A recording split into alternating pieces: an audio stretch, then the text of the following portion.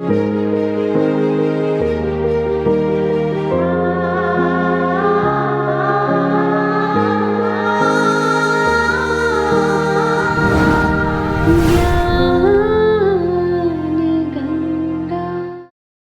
जब पहली बार माउंट आबू गई, मेरी उम्र 6 वर्ष की थी।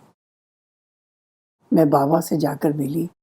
बाबा ने मुझे बहुत प्यार किया और इतने वरदान दिए, ये बच्ची हमारी यज्ञ से ही गई है और फिर यज्ञ में आई है। ऐसे-ऐसे वरदान बाबा ने दिए और बाबा ने कहा, बच्ची हर समय बाबा के साथ रह सकती हो। तो सारा दिन बाबा जैसे-जैसे चक्कर लगाते, जहाँ-जहाँ बाबा चलते, सुबह क्लास के बाद बाबा बच्चों को घुमाने ले जाते, तो मैं सबसे आगे बाबा का हाथ पकड़कर दौड़ती रहती, क्योंकि बाबा के कदम बड़े होते और मैं तो बच्ची थी, इसलिए बाबा चलते और मैं दौड़ती।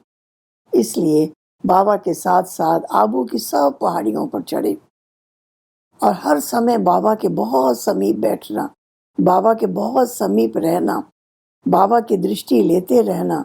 हर कार्य बाबा किचन में 2-3 बार चक्कर लगाते, मैं भी बाबा के साथ-साथ चक्कर लगाती।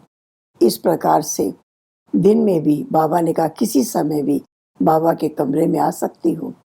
तो दिन में भी हम किसी टाइम भी बाबा के कमरे में जाते, बाबा कहते आओ बच्ची, अपने पास बिठाते। बाबा ने एक बार मेरे से पूछा, बच्ची कभी ध्यान में गई हो? मैं कहा नहीं। जाओगी? जी बाबा। बाबा ने कहा बाबा भेजते हैं। बाबा ने ऐसी दृष्टि दी कि मैं देह से पार हो गई। फिर बाबा ने मेरे सिर पे हाथ रखा और मैं वतन में पहुंच गई। मैं बहुत सुंदर नज़ारे देखती रही, शायद ज़्यादा समय बीत गया। फिर बाबा ने आवाज़ लगाई, आओ बच्ची, आओ बच्ची। जब मैं नीचे आई, मैंने बाबा की आवाज़ सुनी, आओ बच्ची। और बाबा मुझे दृष्टि दे रहे थे और बाबा का हाथ मेरे सिर पर था। बाबा ने कहा, बच्ची ऐसे नशे में जाती रहोगी।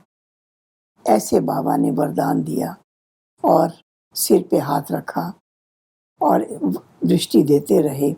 ऐसा लगा कि बाबा मुझे हल्का करके और वतन में जाने का एक बहुत अच्छी शक्ति विधि बाबा ने सिखा दी है। इस प्रकार से बाबा के अनेक प्रकार के वरदान कदम कदम पर मिलते रहे और बाबा का बहुत प्यार, बहुत मीठी पालना पाते रहे।